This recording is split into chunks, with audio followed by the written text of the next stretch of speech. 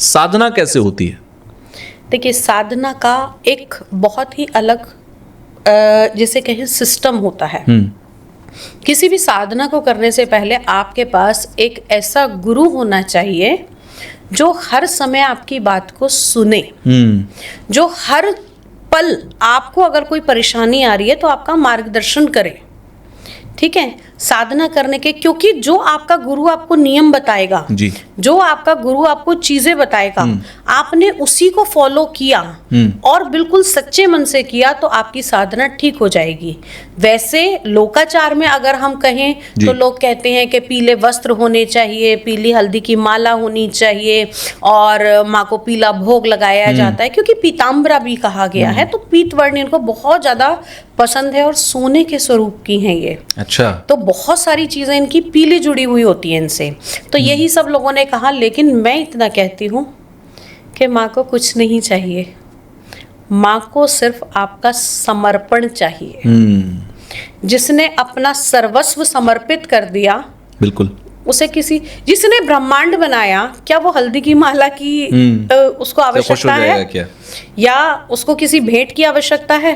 अगर आपके पास कुछ भी नहीं होगा ना, सिर्फ आपने निर्मल मन से एक बार कह दिया कि माँ मुझे संभाल, इतना काफी है। किसी मंत्रोच्चारण की जरूरत नहीं है। लेकिन अगर साधना आप किसी लक्ष्य को पाने के लिए कर रहे हैं, गृहस्थ में तो आवश्यकता नहीं है ना कि आप साधना करें, आप माँ की सच्चे मन से पूजा कीजिए, तब भी आपको आशीर्वाद मिलेगा। लेकिन अगर आप उस क्लास से ऊपर आकर किसी की हेल्प करना चाहते हैं, कुछ और कार्य करना चाहते हैं, तो फिर साधना के बहुत सारे नियम होते हैं। क्योंकि 12वीं तक तो सारे बच्चे पढ़ रहे हैं, लेकिन अगर आपको सीए बनना है तो आपको वो क्लासिफिकेशन चॉइस लेनी पड़ेगी। बिल्कुल, वो सब्जेक्ट्स लेने पड़ेंगे। तो जब आप सब्जेक्ट्स लेंगे तो आपके पैरामीटर भी होंगे, आपका मैथ्स इतना होना चाहिए। ऐसे ही साधना के लिए भी आपके अंदर ब्रह्मचर्य पालन होना चाहिए, आपका हृदय सत्य होना चाहिए, आपके अंदर क्रोध नहीं होना चाहिए, और सबसे बड़ी बात, आपके मन में द्वेष नहीं होना चाहिए, क्योंकि ये शत्रु का स्तंभन करती है। और हमारा सबसे बड़ा शत्रु तो हमारे अंतर में ही जो है, वो सबको खत्म करेगी। कोई भी मंत्र, मैं हर पॉडकास्ट में कहती हूँ कि कोई भी मंत्र बाहर बाद में काम करता है, पहले आपकी आत्मा शुद्धिकरण करता है कि जिसके अंदर से वो मंत्र निकल के आ रहा है उसके अंदर क्या है। तो जब आप साधना करेंगे, आपको नियम कर्म करने होते हैं, आपको बहुत सारी चीजें करनी होती है। जैसे आपको भोजन कैसा लेना है, सात्विक भोजन लीजिए कि आपको क्रोध ना आए, आप कुछ तमस से ना जुड़े।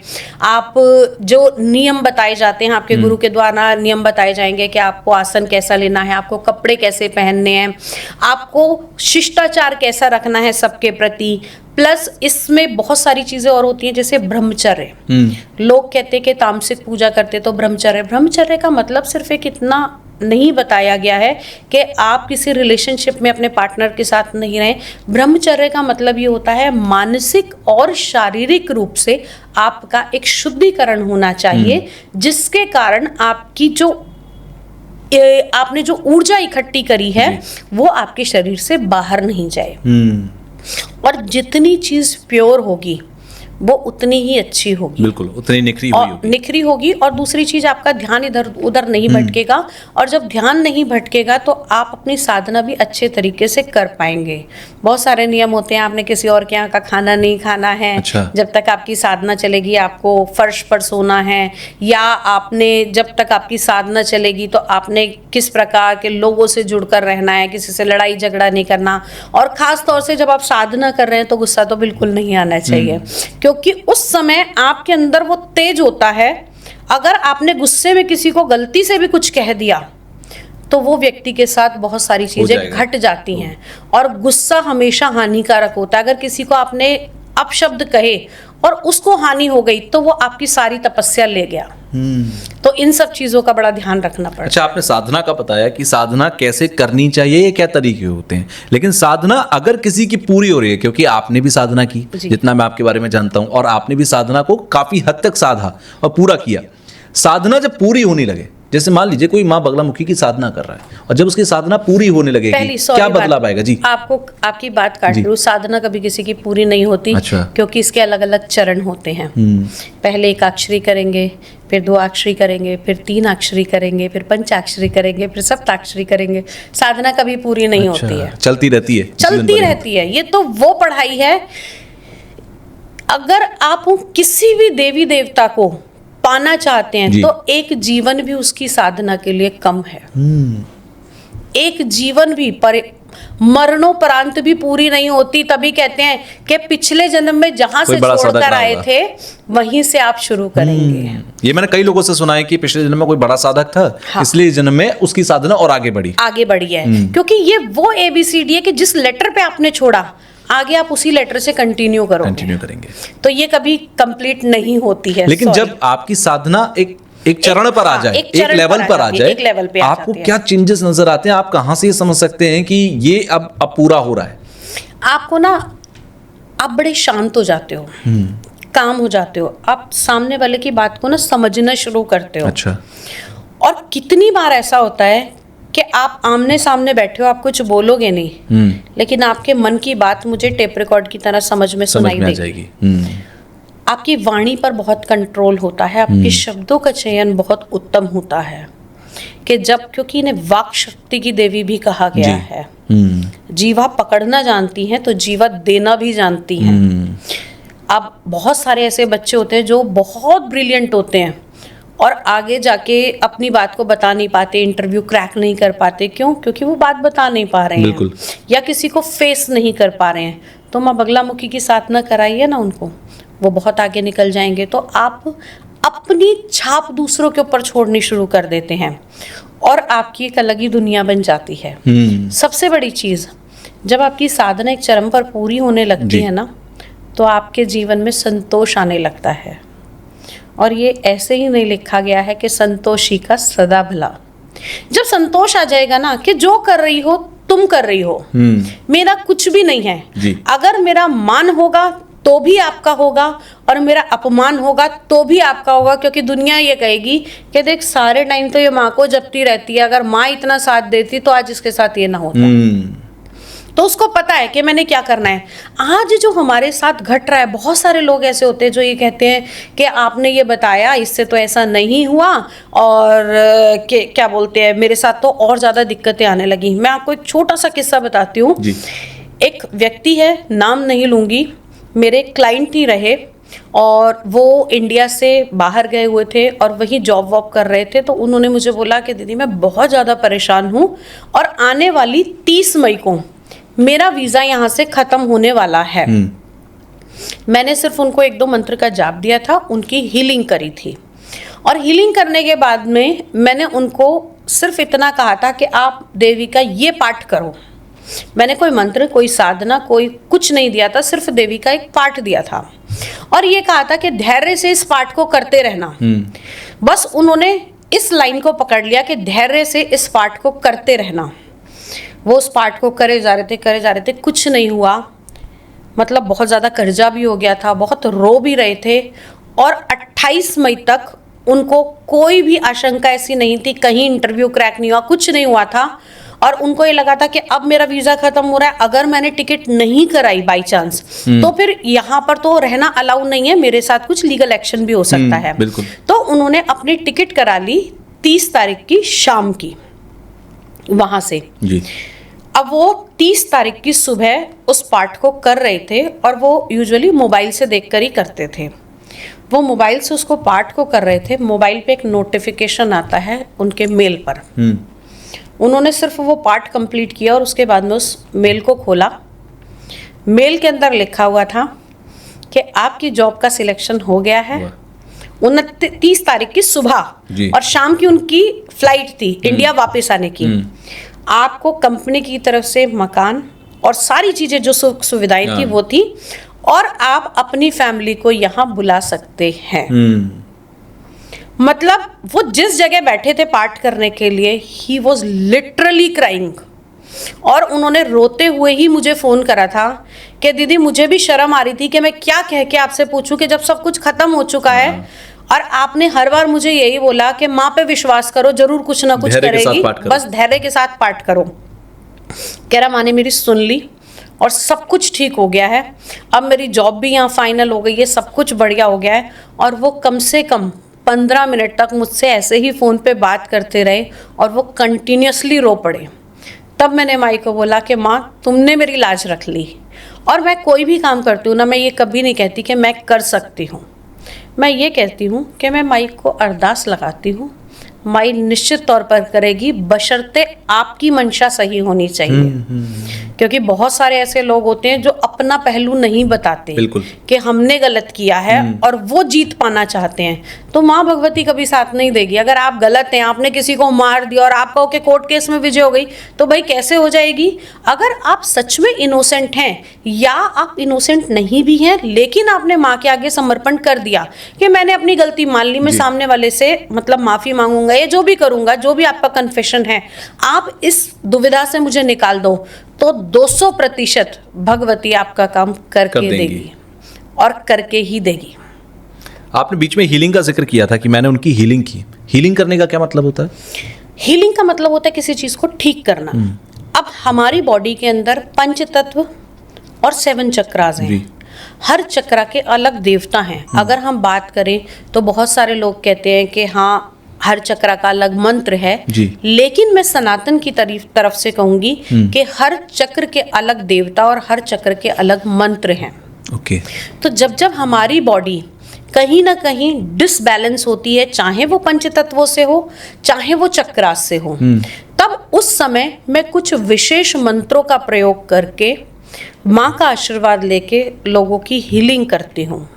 और ये हीलिंग ऑनलाइन होती है, फोटो पे भी होती है, और कुछ केसेस में ये वीडियो पे भी होती है। और वो काम करता है वीडियो पर या ऑनलाइन? वीडियो पे तो मैं आपको ये बता सकती हूँ कि अगर मैं किसी को ऑडियो पे, लेकिन हाँ मेरी एक शर्त रहती है कि जब मैं ये हीलिंग दे रही हूँ तो जो मैं मंत्र पढ़ूंगी वो सिर्फ ईयरपॉड से उसी व्यक्ति के कान में जाने चाहिए। अच्छा। उस समय कमरे में और कोई नहीं होना चाहिए, अगर है तो वो ईयरपॉड से आपके कान में जाएंगे।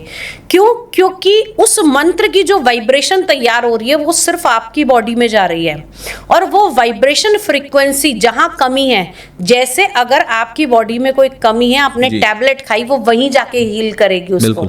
ऐसे ही मंत्र शक्ति होती है कि बॉडी के अंदर जिस चक्रा में जिस जगह पर ब्लॉकेज होती है या जिस जगह पर वो परेशानी होती है, चाहे वो नकारात्मक ऊर्जा की है, भूत प्रेत इत्यादि की है, चाहे वो फाइनेंस की रुकावट है, रिलेशनशिप की है, तो वहां जाके वो हील करती है। और अगर मैं बोल रही हूँ ना कि अब आपके पैर में सरसराहट महसूस हुई होगी, तो व्यक्ति के होती है। एक बड़ा अजीब सा और बड़ा अच्छा सा केस अभी रिसेंटली किया है। एक लड़की की हीलिंग मैं कर रही थी। हीलिंग के दौरान मतलब उसकी हीलिंग मैंने सुबह 10:15 बजे की। 10:15 बजे ऑफिस जाने से पहले उसने हीलिंग कराई, और वो हीलिंग कराने के दौरान ना आराम से बैठी हुई थी। मैंने उसको बोला, बेटा तेरे ना पेट में मुझे परेशानी लग रही है। कहती है नहीं दीदी। मैंने कहा नहीं, एक्यूट प्रॉब्लम है और तुम्हें डॉक्टर के जाना चाहिए, क्योंकि ये जलन और ये दर्द मुझसे बर्दाश्त नहीं हो रहा है। तो कहती है नहीं कुछ भी नहीं है दीदी, ऐसा हो सकता है ऐसा कुछ हो, बट मैं फिर भी चेक करा लूंगी। दोपहर के 3 बजे उसका फोन आया मेरे पास कि दीदी पेन बर्दाश्त नहीं हो रहा। अब कहने वाले लोग ये कहेंगे कि आपने कुछ कर दिया जो उसको ये पेन हुआ। फिर मैं बताती हूँ। तो मैंने उसको बोला, मैंने कहा कोई बात नहीं, आप डॉक्टर को दिखा कर आओ। मैंने सुबह ही बोला था कि आपके पेट में कोई ना कोई प्रॉब्लम इस समय चल रही है। शाम तक उसने जैसे तैसे टाइम निकाला। 5 बजे वो ऑफिस से निकली, 5:45 बजे वो डॉक्टर के यहाँ अल्ट्रासाउंड कराने गई जी। और डॉक्टर ने उसको बोला कि बेटे आपके पेट में अल्सर्स बने हुए हैं। और वो दर्द मुझे 2 दिन तक बर्दाश्त करना पड़ा था, क्योंकि जब हम किसी की हीलिंग करते हैं, पहली चीज उसकी कंसर्न जरूरी होती है, प्लस उसके साथ कॉर्ड कनेक्शन होता है। तो जब आप कॉर्ड कनेक्शन किसी के साथ करते हैं तो आप उसके शरीर में उसके साथ होने वाली चीजों को महसूस करते हैं। मैं इसी पॉइंट पर आ रहा था कि जब आप ये कह रहे थे कि मेरे दर्द हो रहा, तो मैं कंफ्यूज हो रहा था। मैंने कहा ये किसको हुआ? आपको दर्द हुआ, आपको महसूस हुआ? क्योंकि मैं वो महसूस करती हूँ, क्योंकि वो कॉर्ड कनेक्शन है। ठीक है। क्योंकि अगर हम देखें ना तो हमारे अध्यात्म में बहुत सारी ऐसी चीजें हैं जो हम किसी भी पावर से कनेक्ट कर सकते हैं अपने आप को। कुछ मंत्र होते हैं, कुछ ध्यान होता है, कुछ त्राटक होते हैं, अलग अलग चीजें हैं। वो तो अब जो करता है वही जानता है, समझ सकता है। बिल्कुल बेहतर है। तो वो उन सब चीजों से कनेक्ट होते हैं और लोगों की प्रॉब्लम सॉल्व हो जाती है। उन्होंने फिर ट्रीट कराया अपने आप को। मतलब मेरे कहने का ये मतलब है कि जिस चीज का उनको भी नहीं पता चल रहा था, जब हमने किया तो कहीं ना कहीं वो चीज हमें डेप्थ में जाके पता चली कि यहाँ पर कॉज है और यहाँ प्रॉब्लम क्रिएट हो रही है बॉडी के अंदर, जिस चीज को उनको भी महसूस नहीं हो रहा था। और बहुत बार ऐसा होता है कि जब मैं हीलिंग करती हूँ ना, चीजें उठ के बाहर आती हैं कि जो अंदर दबी चीजें हैं, क्योंकि कुछ चीजें ऐसी होती है, कुछ नेगेटिव एनर्जीज हो गई या कुछ ऐसी चीजें हैं जो उस चीज को बाहर आने ही नहीं दे रही है या डायग्नोज नहीं होने दे रही हैं। तो जब हीलिंग करते हैं वो चीजें बाहर भी आती हैं और डायग्नोज भी होती हैं, फिर उनका ट्रीटमेंट भी किया जाता है। ऐसा नहीं है कि आप खाली हीलिंग कराओ और दवाई ना लो, उसने उस रूट कॉज को निकाल के बाहर कर दिया और आप उसको इजीली फिर डायग्नोज करा के अपना ट्रीटमेंट ले सकते हैं। और मंत्र शक्ति तो सब सर्वोत्तम है ही। बिल्कुल। मृत्यु पर भी विजय पाने वाला, जहां वेदों ने मृत्युंजय का मंत्र दिया तो वहां और क्या दिया जा सकता है। अच्छा, शक्ति और साधना, शक्ति और सिद्धि, क्योंकि कहते हैं लोग कि इसको इस बात की सिद्धि है, यानी कि साधना करी उसने और किसी चीज को सिद्ध कर लिया या किसी मंत्र को सिद्ध कर लिया। जो शक्ति है और सिद्धि है, किसी व्यक्ति की शक्ति और किसी व्यक्ति की सिद्धि, ये में कितना अंतर होता है? साधना कभी खत्म नहीं होती, सिद्धि एक चरण पर आकर रुक सकती है। क्यों? क्योंकि उसने कहा इसने इसे कर लिया। और साधना निरंतर है। और सिद्धि का मतलब ये होता है कि आपने एक चीज को कंप्लीट करके उसको यूज करना शुरू कर दिया, आपने उससे काम लेना शुरू कर दिया। लेकिन साधना का मतलब ये है कि अभी और अभी और अभी और, वो तृष्णा ही नहीं खत्म होगी। तो सिद्धि करके लोग अपना काम करा सकते हैं।